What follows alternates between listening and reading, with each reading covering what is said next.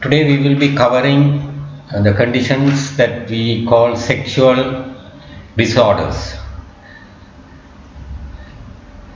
Now, when we want to treat people who are suffering from sexual disorders, it's helpful to understand the normal sexual response, the anatomy, the physiology, the biochemistry, the psychology. It's when these normal reactions and responses go wrong, is that when we see sexual disorders. So by understanding the normal functions, we may be able to better understand the disorders and also decide on what is the best treatment or how we would manage the condition. When we look at the phenomena that we call sexual response, it is composed of many systems, mainly the central nervous system, the peripheral nervous system, the vascular, the blood supply, and very important is the endocrinal system.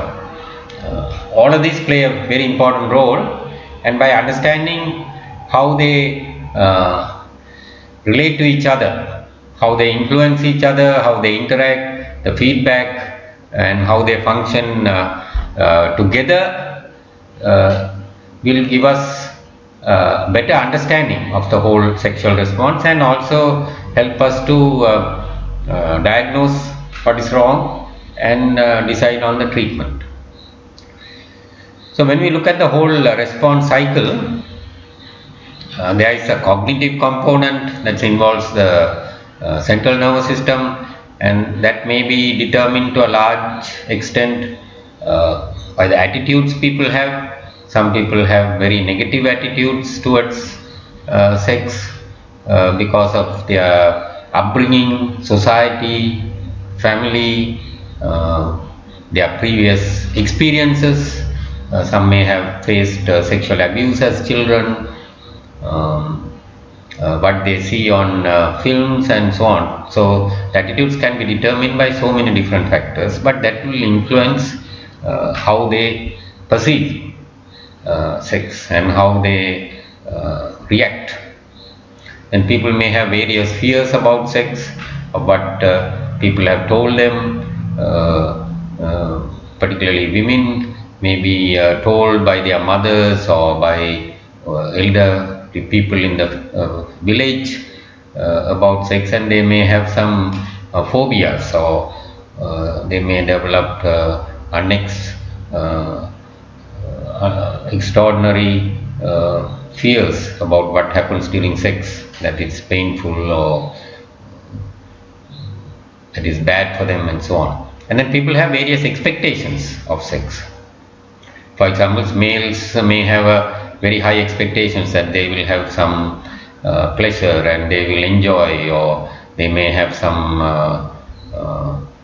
dominion, while the female expectations may be more towards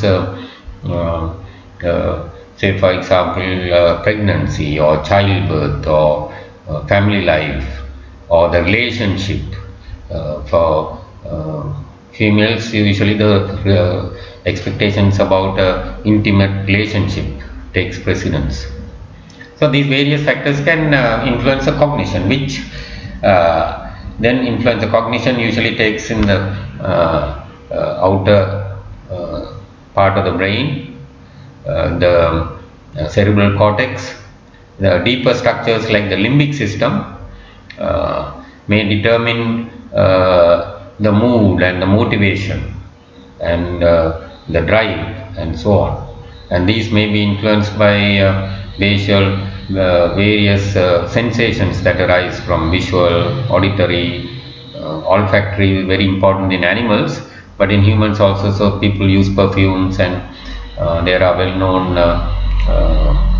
whether it's actually scientifically proven, but that certain perfumes are sexually excitatory or erotic and so on.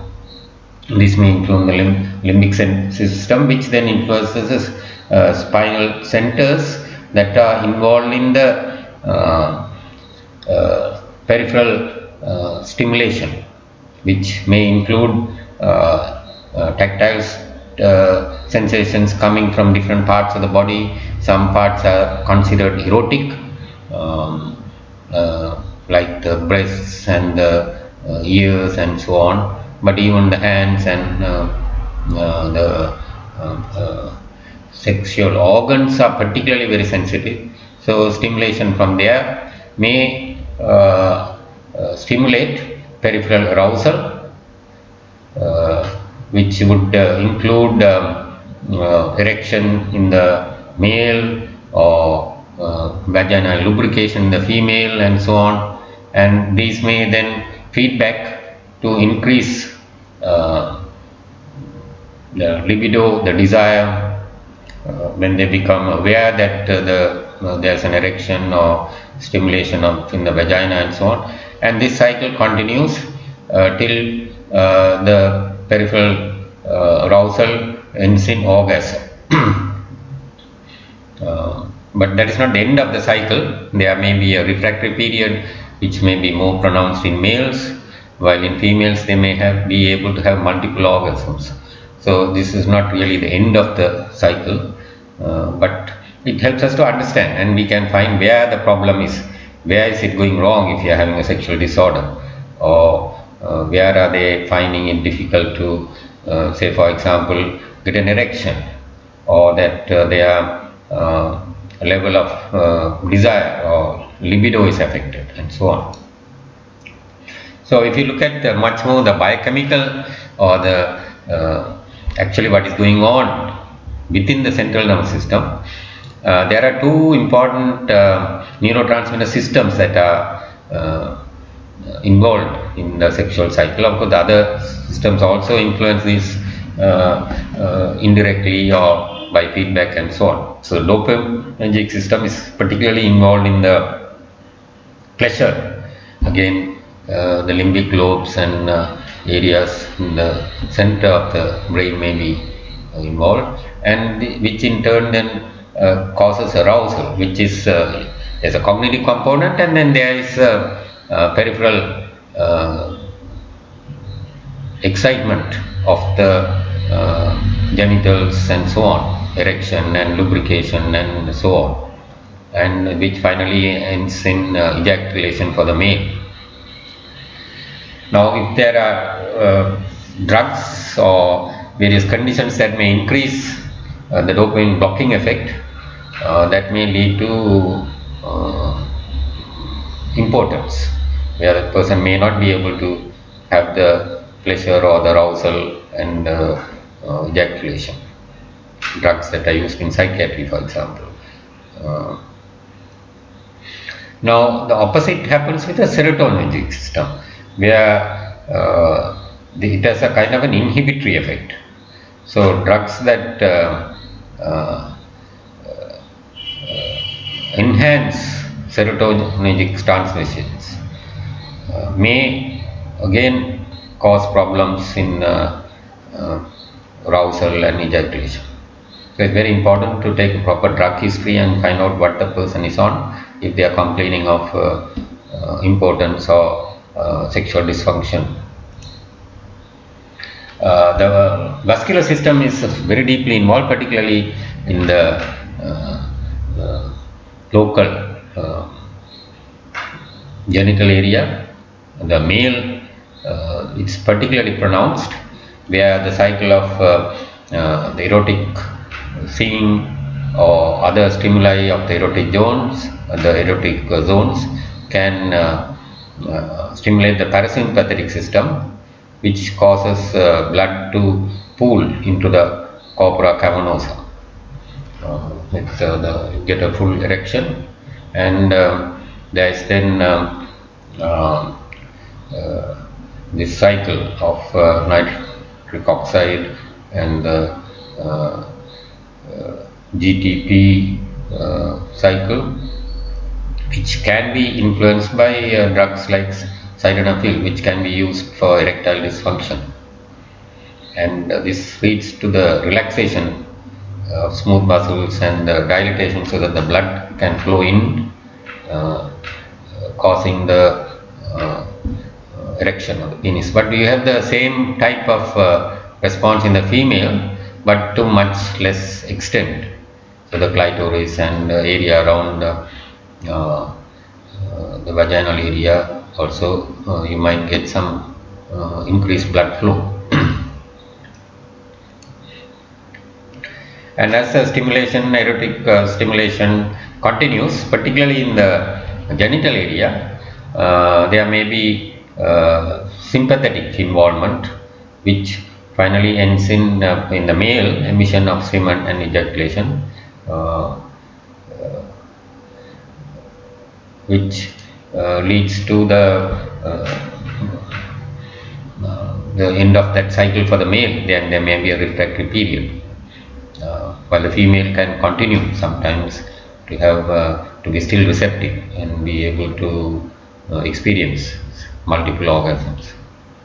The endocrinal system plays a crucial role in enhancing this whole response, particularly the androgens, testosterone and chemicals or the secretions from testes and from other organs also can influence the cognitive component, the desire, the libido, and also in the sexual cycle itself, the erection and ejaculation part. So sometimes you use treatments, particularly if the person is suffering from reduced androgen secretion for whatever reason, if due to castration or injury to the testes or some inhibition due to various conditions, cirrhosis or something, there may be a role to use testosterone. In women, estrogens and progesterone are very important, particularly in relation to their cycle, so that at certain periods of the menstrual cycle they are much more receptive, and the levels of estrogen and progesterone in their system may determine their levels of desire and libido and so on, and also their responses. It's been shown that androgens also secreted in the from the various organs help in the arousal in women. Then oxytocin is a very interesting endocrine which may help with the orgasm and arousal part, but it also may be involved in the attachment, and it may be what we call love. It may be due to oxytocin secretion. So if you look at the cycle from a psychological point of view, particularly, we have different phases, you may call it. They feed into each other. Initially there is a kind of desire phase, and this may be due to visual cues or even fantasy, looking at pictures or photography or imagination, and also various maybe erotic stimulation, even olfactory and other stimuli may cause increase in desire. Then you get from you go into, once the desire increases to a certain level, there is an arousal or excitement, and the increase in blood flow to the male and the female organs, sexual organs, the erection and vasocongestion. The perineal area gets an increase in blood flow, and there's it can be the sensory component is also stimulated, and people can feel when they are in a aroused state increased blood flow. Even the breasts can become the erection in the breast, nipples and so on. Then there is a plateau phase where still various responses are going on, but it may not be overtly visible to a big level. But it may be important to maintain the plateau phase, otherwise you might get the sexual cycle may not continue, a loss of erection or premature ejaculation and so on. And then we have the orgasm phase, and males may ejaculate, and females there may be contractions around the vagina and so on. And once orgasm is over, you get a resolution, and it may be a period of relaxation or reduction in desire and rest and so on. But there may be a difference between the male and female cycles. If you look at it from diagrammatic point of view, the same response, you start with excitement or arousal, and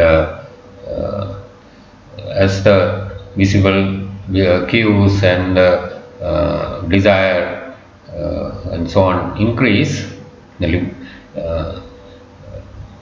level of arousal goes up, and you get various changes like the erection of the penis or lubrication in the vagina and so on. And this may be then there may be a plateau for a short period, and then you get the orgasm followed by resolution. There is a kind of a refractory period, so that to get another orgasm, there may be a varying period between the two. While in the female, it's a very similar curve, except there may not be much of a refractory period, or this possibility of multiple orgasms are there, so that the resolution does not happen immediately. But then eventually there should be a resolution and so on. And knowing these two cycles also can help in treatment and management, and how to time. Sometimes the males may reach orgasm before the female, and then the females may not get the full satisfaction.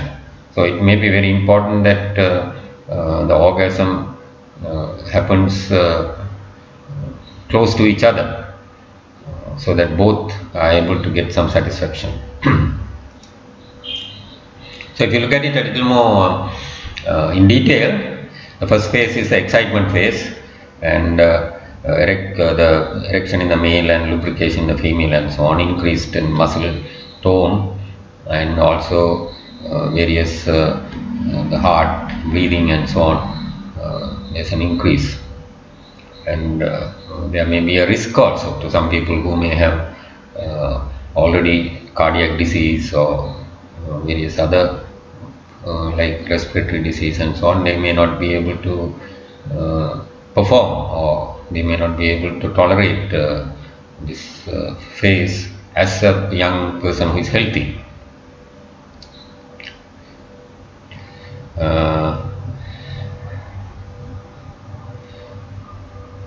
And it's almost the same, except that of course here there's lubrication of the vagina in the female, and the clitoris of course swells, and there may be breast enlargement in the female. Then we have the plateau phase, and that's where the sexual excitement is maintained at a fairly high level,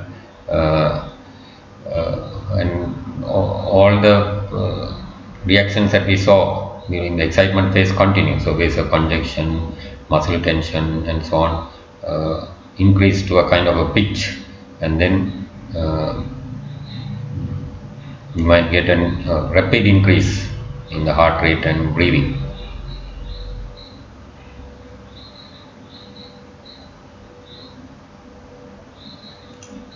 And then the orgasmic phase, where the male will ejaculate. In the female, there may be repeated contractions of the pelvic muscles, particularly around the vagina.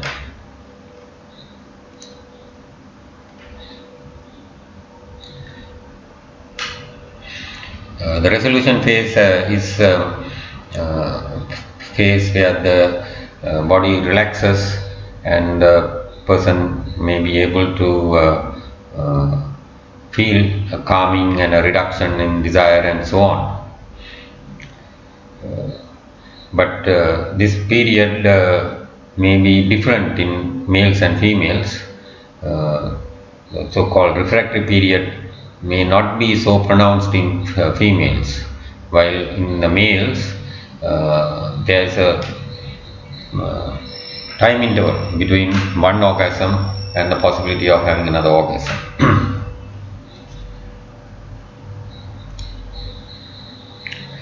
Now, when we try to manage sexual problems and disorders, it may be important during the history and during the initial part of the interview to determine, to establish what is a sexual orientation, because the sexual arousal and sexual the response cycle may depend on the attraction the person feels. So if the person is, say, for example, a heterosexual, you would expect them to be aroused, or the desire and the excitement when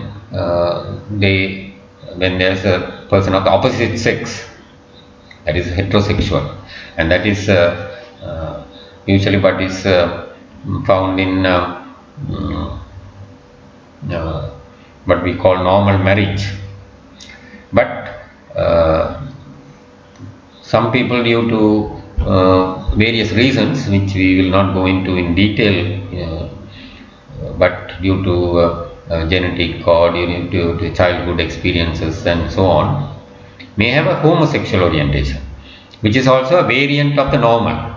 So there the sexual attraction is to people of the same sex. So the sexual response will happen only people of the same sex. They may not be stimulated people of the opposite sex. Then we find that people can be bisexual also. That is, they can be attracted by opposite sex, like heterosexuals, and also people of the same sex, homosexual.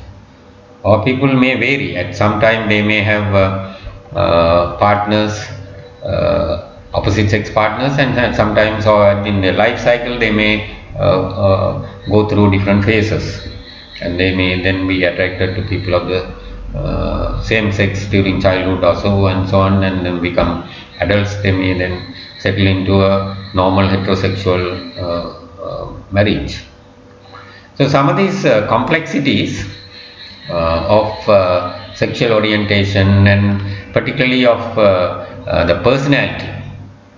So we find that there may be certain things that are a little more common in male personalities.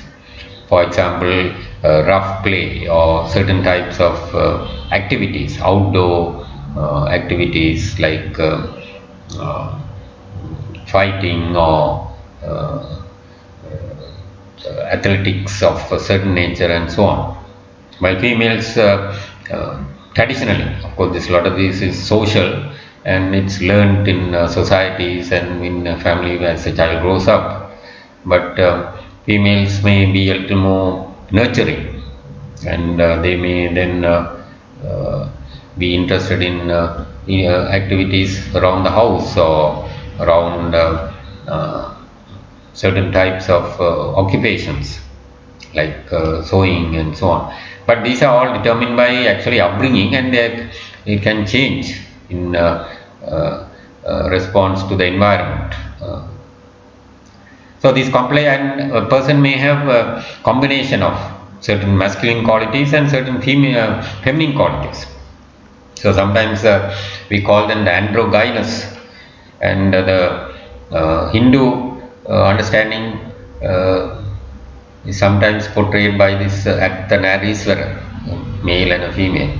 So usually a person has some combination of male and some excessively male, or some female feminine qualities may be more pronounced.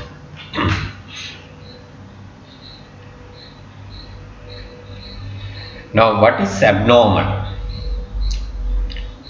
That is various variations, but what we mean by abnormal is we can look at it in two ways. One is when it deviates from normal social expectations, normal family morals or value system,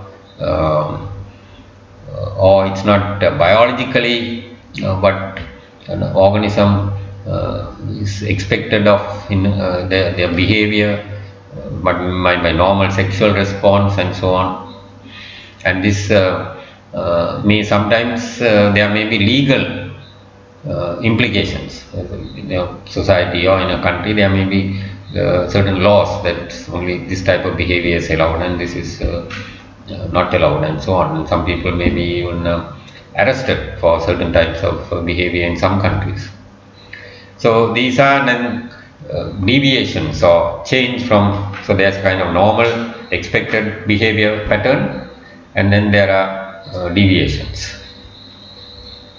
and these are particularly what we will refer to as paraphilia later on. Then there is a group of conditions called sexual dysfunction, which has to do with the response that we saw earlier, the sexual response. So when there are difficulties in, say, erection or in orgasm or in the desire, or then the person may be considered to be having sexual dysfunction. They may not get satisfaction from performing sex, or they may not be able to perform in a way that is satisfying to the opposite partner. That is also very important. Sex happens between two partners, so it's very important that both are satisfied, and if one person is not able to satisfy the other person, then there is a reason for calling it sexual dysfunction.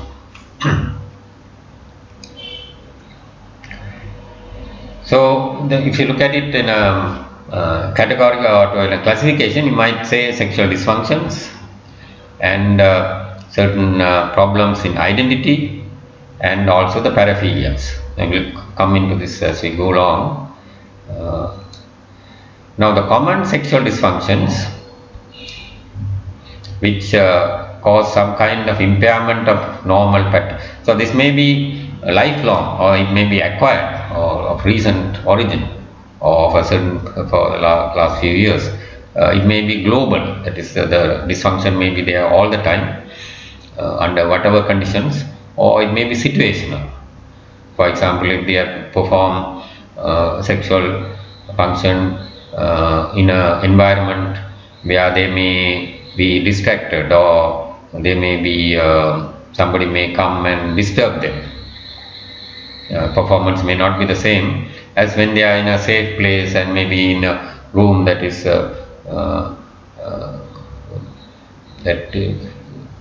locked, or that they are not nobody is able to come in their performance may be different.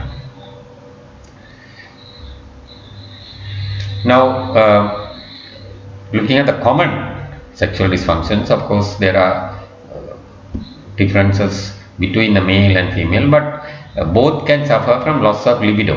There is loss of the desire. It can be lack of fantasy, or when they are stimulated, they may not have the desire rising, or there may be a complete lack of interest in the opposite sex. And current terminology, if you look at DSM-5 and so on, hypoactive sexual desire disorder. The opposite 10, you can have increased libido. So in males sometimes it's called hypersexuality, and it may be found in certain conditions of mania or damage to the brain, dementia, and so on, and that can cause a problem with society. They may not be inhibited, so there may be lack of, they may become disinhibited and behave in a socially improper way with in society, causing social nuisance, or even maybe at a risk to other people. The females also can have increased libido, and there's an old term, nymphomaniac. Of course, these terms are no longer used in that way, but it's maybe a derogatory term, but still you may get increased sexual libido in females. Very common male problem is erectile dysfunction. They are not able to get an erection, or the erection is not able, they are not able to sustain it.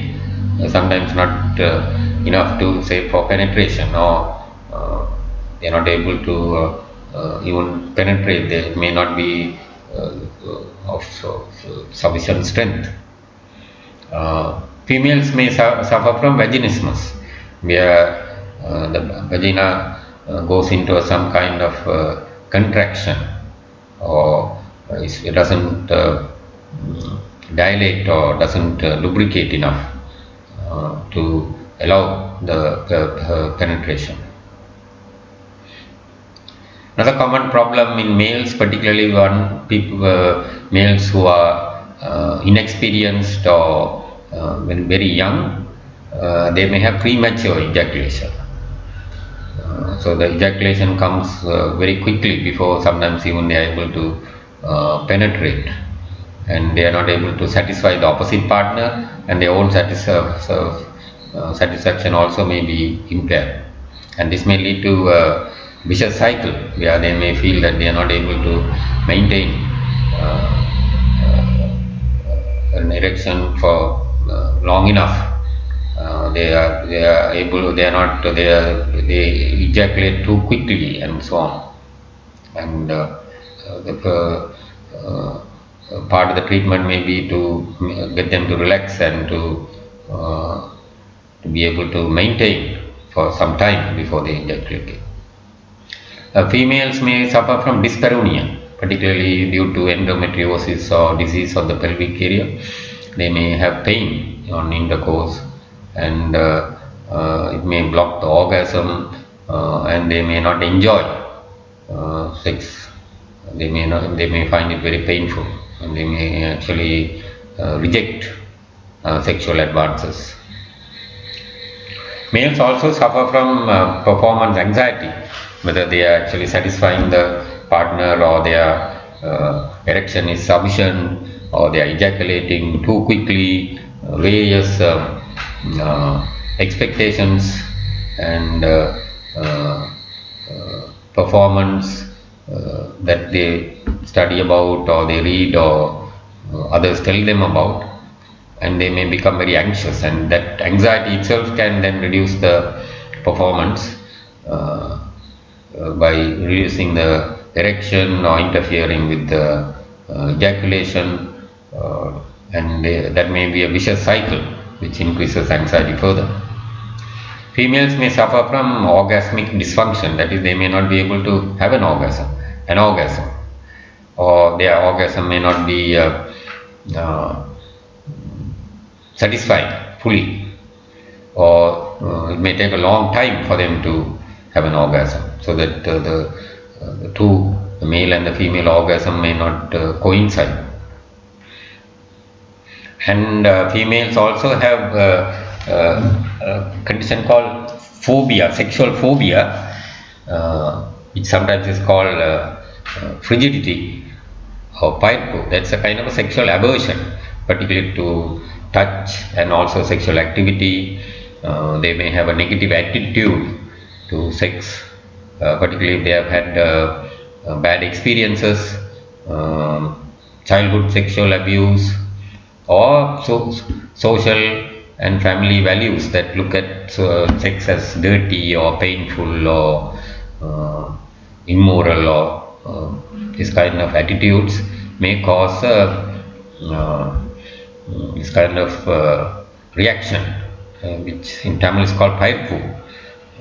Because there is a criticism of this kind of categorization, and feminists say that this is a male dominated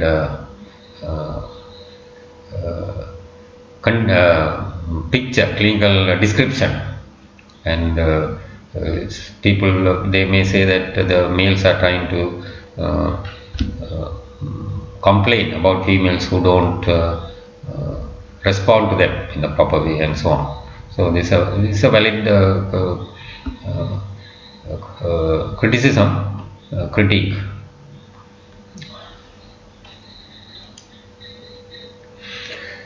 Sexual dysfunction is fairly common, and people, particularly in the adult life, at some point they may go through a period where they may not be able to perform sexually, which may be temporary or it may be long lasting. They may not get satisfaction, and they may not take part in sexual activity, or it may prevent them from having pleasurable sex, or it may even cause problems in having children, or it may cause marital problems. So sexual function is very important part of life, very important part of family life, and various surveys have shown that maybe up to 43% of women and 30% of men may suffer some form of sexual dysfunction. Very common loss of libido or lack of desire. The sexual interest may be reduced, particularly in the older age group, and difficulties in reaching orgasm, which is more common in females. Another important thing to remember when we are dealing with sexual disorders is that it increases with age. General rule is that about 90% of sexual dysfunction may be psychological in origin, but the organic physical causes are important, because if we can diagnose, the management is different. Some are treatable, some may need much more energetic or sometimes even hormonal replacement and so on. So it's very important to initially make sure, do the necessary investigations and establish whether there is an organic cause. Common conditions like diabetes mellitus, prostate illness in the male, and various vascular problems may be due to some injuries or due to some drugs that they may be taking. All this can lead to sexual dysfunction. Mental illness like schizophrenia, depression, and particularly substance abuse may cause sexual dysfunction by themselves, or due to the drugs that they are taking. The drugs itself can have a side effect that may interfere with the sexual function. Now, when we look at the causes of sexual dysfunction, as I mentioned already, it's something little more common in the old age group, while psychological causes predominate, maybe up to 90% may be due to psychological reasons, 10% is due to physical these causes. So it's very important to establish the physical causes. So first I just want to quickly, not to go into too detail, just look at various organic causes that may need to be thought of and ruled out, some common conditions that we need to be aware of. So systemic diseases like cardiac diseases, respiratory conditions, connective tissue problems, renal failures, or people on dialysis. Very important are neurological conditions that affect the nerve supply to the genital areas, because the whole cycle is dependent on the proper peripheral nervous supply. Local diseases that affect the perineal area like vaginal diseases, endometriosis, infections, and so on, can interfere, can cause pain, dyspareunia, and so on. Injuries, spinal injuries, injuries to various nerve the pathways, and also direct injury to the genital organs. Epilepsy, drugs and alcohol, as we mentioned, may cause sexual dysfunction. Surgical, people who have undergone various surgical procedures may experience pain or difficulties in sexual function. And we mentioned drugs and of course aging. And there are a whole group of drugs that can interfere with normal sexual function. So it's very important to take a drug history, what they are on, and very carefully elucidate whether the sexual dysfunction started after they started taking the drugs, and then it may be possible to manage them by changing the drugs or reducing the dose. Or once you know the cause, then it's very easy to treat. So various drugs, antihypertensives, antidepressants, and so on, the anticholinergics. So very important to find out if they are on any of these drugs. Then the psychological causes, as I said, 90% are due to psychological causes, and that can be a variety of causes, or there may be a combination of various causes, and it may take some detailed history, very carefully going into their childhood and the social and their cultural value systems, to finally pin down what may be the psychological causes. So we mentioned already about performance anxiety, where particularly the males are very worried about their performance, or they may have a very high expectation from books or from their peers, which may interfere with normal function. Spectatoring is where person looks on the sexual act as if from outside, as if they are observing themselves, and they don't really get involved in the sexual act themselves, as if they are observing like an audience, and that may interfere with the sexual performance. Poor communication between the partners, so particularly foreplay, or to gradually increase the desire, and these are very important, particularly in humans, the intimacy, to be able to give and take, and to make the opposite partner feel comfortable, and to be able to talk about various feelings and physical responses and so on. And this takes quite a lot of skill, and many of the psychological causes are due to poor communication or lack of knowledge, and people may just not be able to communicate what they are feeling.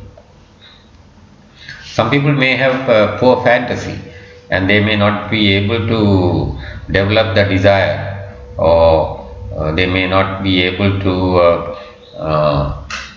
maintain interest in sexual activities because their fantasy life is a little lacking, or for example, practice in certain sexual behavior patterns like masturbation and so on may be not possible due to poor fantasy.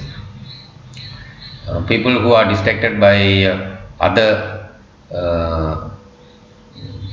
stress or something happening outside, or something that's going to happen like an exam or some other impending event, may not be able to concentrate on their sexual act, or they may not be able to perform as before. A deeper long-term causes like early conditioning. So people may, for example, they have a bad experience in sex, when they may have had a painful even before they have had their puberty and so on. If somebody tries to have like a sexual abuse, or there are some clumsy efforts to have sex, then they may have a reaction that they react in a negative way, like frigidity. People who have had trauma, both psychological and physical, may not be able to enjoy sex later on. Then some psychological conditions like depression, they may lose interest, the desire, the libido, or anxiety, particularly the performance anxiety. They may feel so anxious that they may not be able to perform. Some people feel guilty, particularly if they are cheating, or they are not being loyal to their partner or their family. So these may cause guilt that interferes with the cognitive aspect of the whole sexual arousal.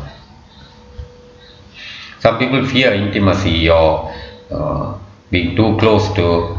So these are problems that may arise from childhood, where they may have had a bad experience of losing, for example, the mother or the father or a sibling early life, and they may be not able to relate to others in a loving way, or to be able to give and take emotion. Some people may fear separation, or they are undergoing separation, and they may then lose interest in sex, being away from home, or close love, the relation leaves. Then lack of trust in opposite sex, of somebody they don't know, or somebody just getting to know. They may have issues of power or control, particularly allowing the partner to take dominant roles, or in relaxing and being at ease, the give and take. So sometimes relationship between partners is about control and power, and there may be anger for some misunderstandings. So many issues can interfere with the relationship, that may then result in poor sexual functioning.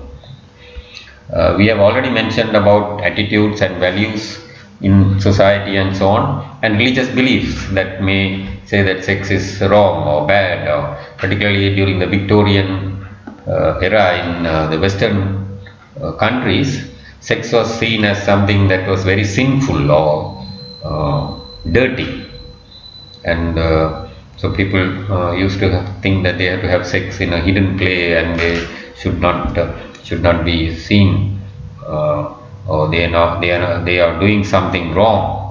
So these kind of beliefs may interfere with normal sexual functioning, particularly with the desire and libido.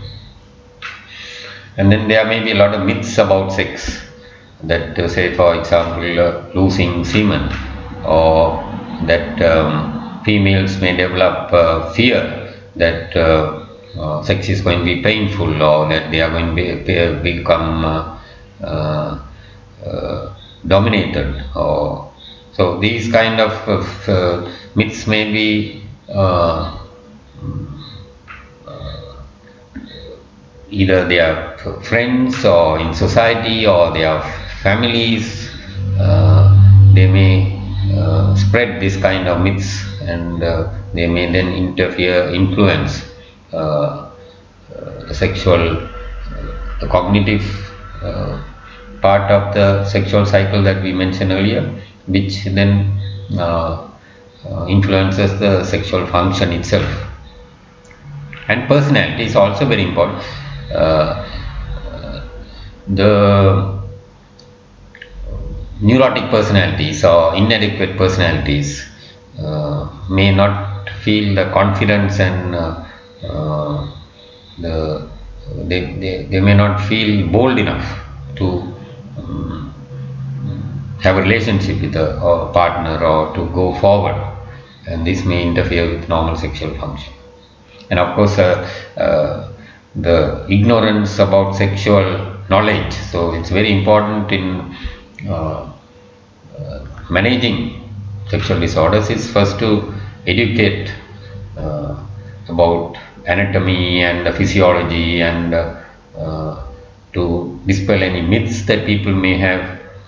So these are all rise out of ignorance about sex, which unfortunately is very prevalent, because it's not taught in a proper way in the curriculum in schools, and people get the wrong information from the internet, or from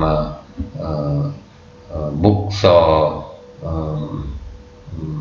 journals that are not really factual, and that may then interfere with normal satisfying sexual relationships.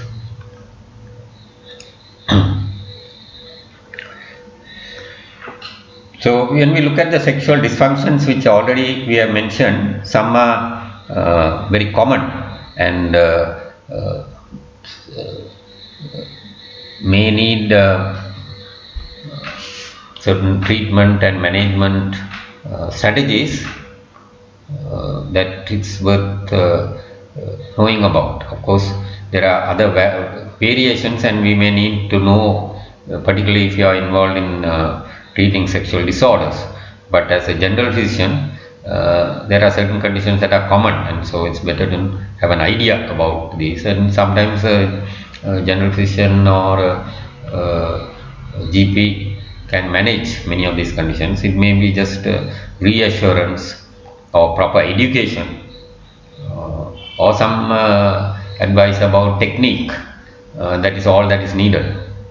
Most of the problems can be managed by just these simple methods. So it's good to know some of the details about common conditions.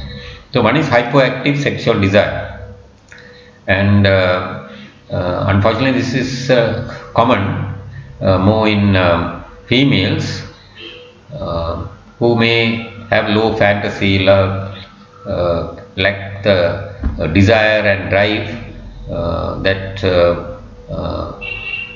say the male partner may have, and this may cause a mismatch in the relationship. And up to 40% may have go through a phase. Of course, it may not last the whole life. The whole life, about 15% may have low sexual desire.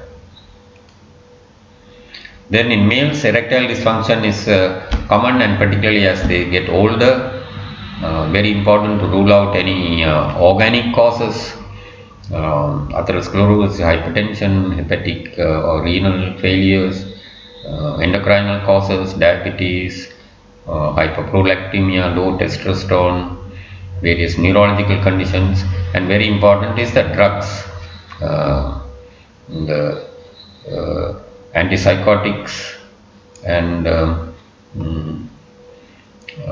antidepressants that we use in psychiatry, but also antihypertensives and beta blockers and so on. So very important to get a detailed history about what the drugs they are on.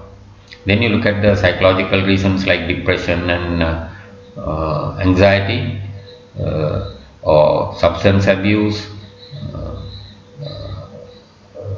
particularly drugs like heroin cause a reduction in sexual interest, libido, and alcohol in the long term can damage the liver and lead to poor sexual performance. Another condition that's particularly problematic for males, inexperienced males, is that the ejaculation may come very rapidly, or before they are able to penetrate or to be able to satisfy the partner, and sometimes both the erectile dysfunction and premature ejaculation can coexist. But these are usually treatable, and with proper education, proper environmental management, in a relaxed atmosphere, with particularly with proper communication and good understanding between the partners, most of these problems can be sorted out. And of course, with more experience, premature ejaculation will improve. Of course, there are some techniques, particularly the famous Masters and Johnson techniques, and we can try some of these. Some of them have very good results. The start and stop technique, so that the person doesn't try to get the orgasm straight away, but learns to have some control to develop, so that he is able to maintain the erection for some time before he ejaculates. And of course, there are drugs that can delay the ejaculation, the antidepressant SSRIs and so on. Condition called vaginismus in females, where you get spastic contraction of the muscles around the vagina, can be due to organic causes like pelvic diseases or endometriosis, and then the treatment is completely different. Those conditions may need to be treated properly. There may be due to lack of proper vaginal lubrication, and the person may feel some pain, and then the muscles may go into spasm. So these need to be looked into, or there may be some infection, vaginitis and so on. So once the organic causes are ruled out or treated properly, and if it continues, then we have to look at psychological causes like fear of sexual intercourse. Maybe that is due to the myths or what the person has been taught as a child, or bad experience in childhood, or sexual abuse and so on. Now these conditions can be treated once the condition is well understood, what is the reason, what is the past history and so on. And Masters and Johnson and other sexual therapists have advocated, one is different positions, the other a lot of the control and the direction is given to the female, so that she is able to determine the course of the sexual intercourse. Now the condition called vaginismus, the treatment developed by sex therapists like Master and Johnson try to give the control, the determining role to the female. So for example, they can take the female on top position, and then they so that the rate of sexual intercourse and penetration and so on is controlled by them, so it can be done gradually. There are other treatment methods like using lubrication, graded dilatation and so on, and many of them have produced good results.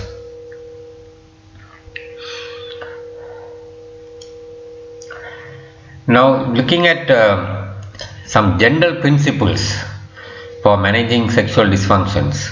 Of course, for each specific condition there may be certain techniques that have been developed by the therapists, sex therapists, but as a general rule, when we are dealing with sexual dysfunctions, the first step is always to identify and treat if there are any organic causes, or if it is psychological causes, then you treat the psychological causes.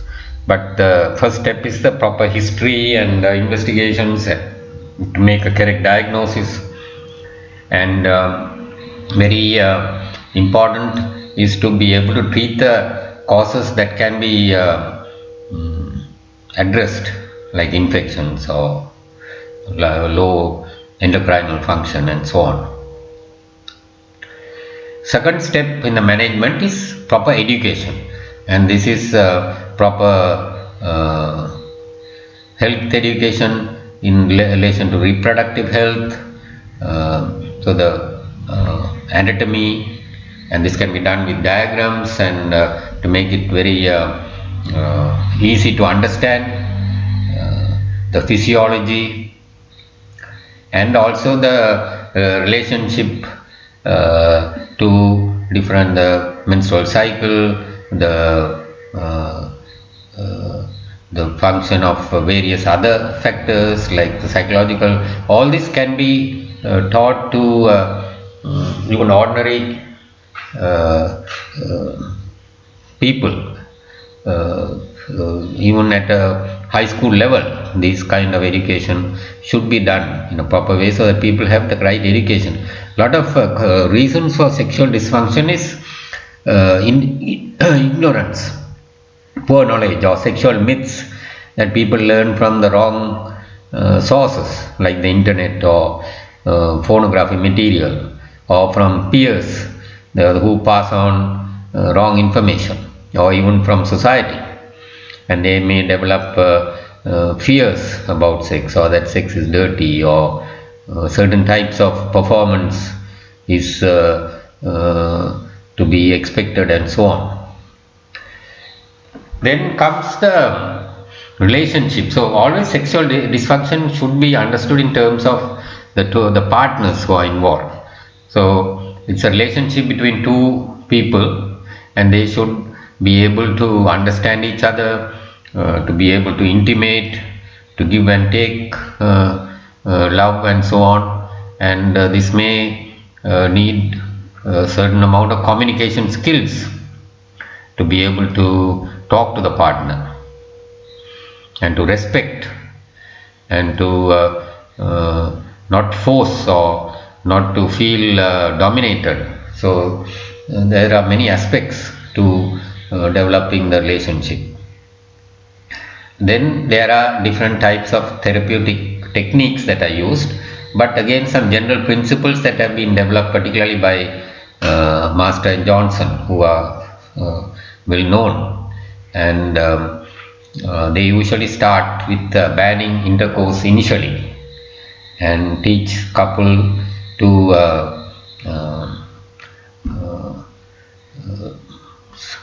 stimulate, to be able to use sensory sensations, the touch, and also if necessary other modes of the smell or the sound and so on, visual cues, but mainly through touch and starting from non-genital areas, but there may be erotic face, the lips, the ears, the breast. These are all areas that can be erotic, and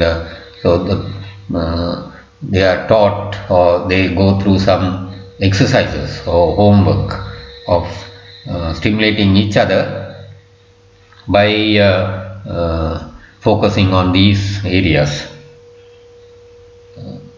Then we go to the genital areas, stimulating the genital areas of each other, and to enjoy that, to have pleasure, and not to be tense or to expect and to be in a hurry, in a relaxed, calm way. And you can have, and it may be important to look at the environment also, so that there is some privacy. People don't come and interfere. There's adequate dim lighting, music. These are all additional factors that help in enjoying sexual activity. And as already mentioned, it's between two couple, so sometimes both of them can come for therapy together. Then general measures, lifestyle changes, avoid alcohol, drugs, weight loss, active life, exercise, good nutritious food. So these are all very important in as general measures. Certain drugs like sildenafil, which Viagra is well known, but even the long-acting tadalafil or other similar drugs can be used, particularly for erectile dysfunction. Or if the performance is poor, then sometimes we may consider. Some people advocate intracavernosal injections to maintain the erection, or using some processes. Hormone therapy, particularly if they are low hormonal levels, through investigation we are able to establish that the testosterone level or estrogen level or whatever, or people going through certain menopause or whatever, and then if you want to increase the libido, desire or sexual function, they have to, they use hormonal therapy, and some adjuncts like vibrators and vacuum pumps to maintain the erection, or certain processes can be used, and in some centers they use even surrogate partners. So again, there are many types of techniques available, and we will not go into too much detail. These are mainly for sex therapists, but as a general doctor, certain basic techniques can be used, and usually most conditions will improve with just using simple, some of them are common sense. So we have already mentioned non-genital sensate focus first, of following a ban on intercourse so that people don't feel they have to perform and get an orgasm or ejaculate. Then you go on to the genital sensate focus, and for certain conditions like premature ejaculation, stop and start, so that the male gets control over the ejaculation, or the female can be taught to, or the male himself can squeeze the penis just when he feels that he is going to ejaculate, and that may delay the ejaculation. For vaginismus, you can have graded stimulation, so that just the vagina is introduced into the vagina in increasing size, so that finally the vagina can be dilated. Masturbation training for female orgasmic dysfunction, and various types of vaginal containment and so on for premature ejaculation and poor performance. These different techniques can help in developing control and feeling pleasure or in the performance also. Next we have a quick look at gender identity disorders, which are interesting condition, and it may be worth for further research or to read more about these conditions, but here we'll just look at it very quickly. Transsexualism is a persistent belief or strong feeling that that their present gender is wrong, or that they should be they belong to the opposite gender, that they will be much more comfortable and happier, or some mistake had happened and they have been given this wrong identification. So a male may want to be a female, or a female may want to be a male, and this may cause a lot of inner turmoil, and they may go into a depression, or there may be repeated self-harming behavior. Their life can be quite tormented, and if we can help them medically and even sometimes surgically, it needs to be attended to because of the amount of distress the person undergoes. Initially we can think of counseling or talk about what the person's feelings are and what see how strong the identification is of and the desire for changing or reassignment of gender, and this can be done through hormonal therapy and surgery also if necessary, sometimes plastic surgery to refashion the genital area and so on. Then we have all the conditions called paraphilia. It's a combination of different conditions that as the basic principle is that where a person obtains sexual gratification from objects or situations which are not normally considered as sources of sexual arousal, including people of say like children, or so it can be also sexual gratification from people also, but it's not considered acceptable morally or legally or normal.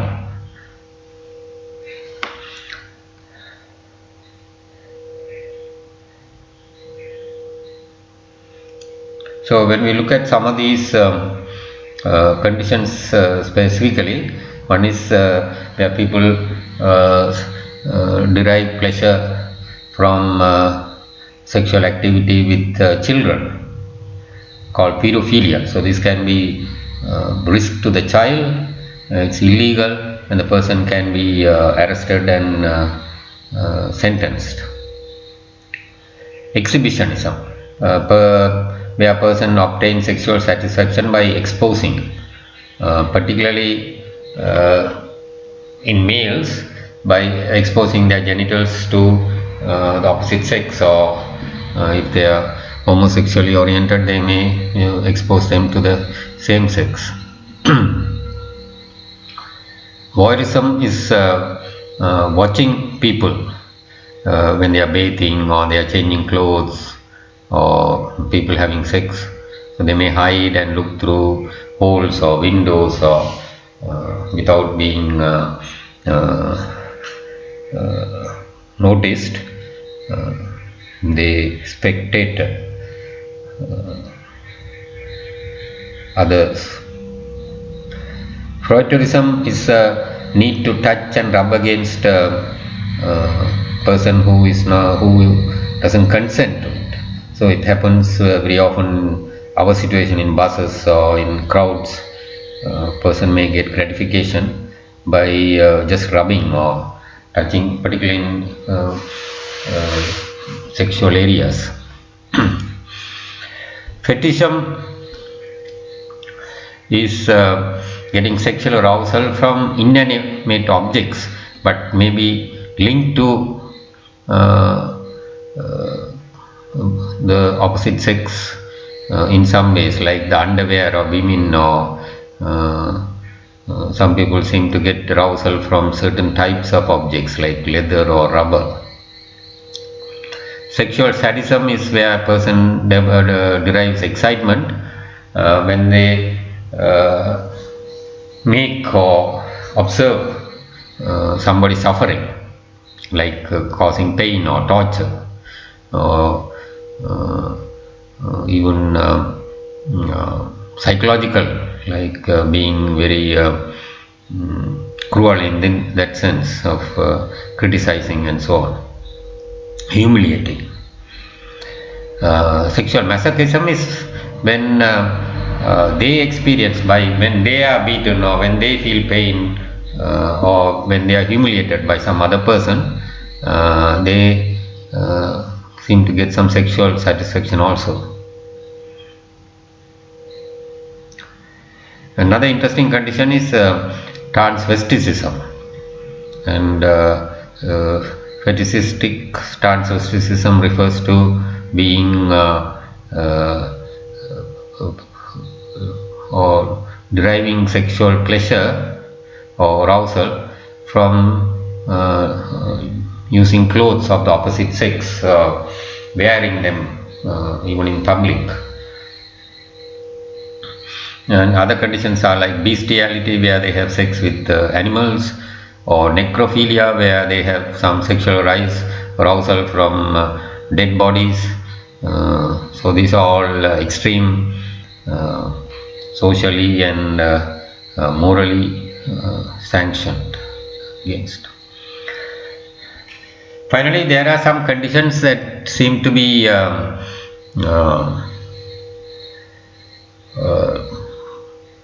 culture bound, in the sense that we found in certain cultures. It may not be prevalent throughout the world, and each culture, they have certain beliefs and values.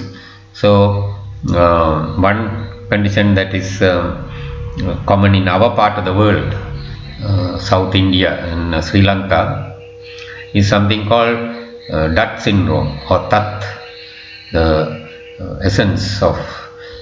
So this is belief that loss of semen causes weakness, and that they are wasting away, or they may be causing various physical like hypochondriacal complaints, and person may become very anxious about the loss of semen that may be going out through urine, or even if masturbation, they may feel guilty. A very similar but milder form is seen in females who may have some leukorrhea and so on, but generally Dutt syndrome refers to male beliefs about the loss of semen. And there's an interesting condition that was initially described in the Far East, in China and so on, where there is the fear, the person, that their penis is slowly retracting into the abdomen. Now it's going to disappear, and they may become very anxious, and they may think once it goes in, they may die. So this is quite a strong fear that, and it may cause quite a lot of anxiety. But we have found that even here in Sri Lanka, some males developing this kind of fear of the penis disappearing into the in the abdomen and so on. So these are some not very common but found in our culture, and it's good to know about some of them because you may come across them in your practice. Thank you.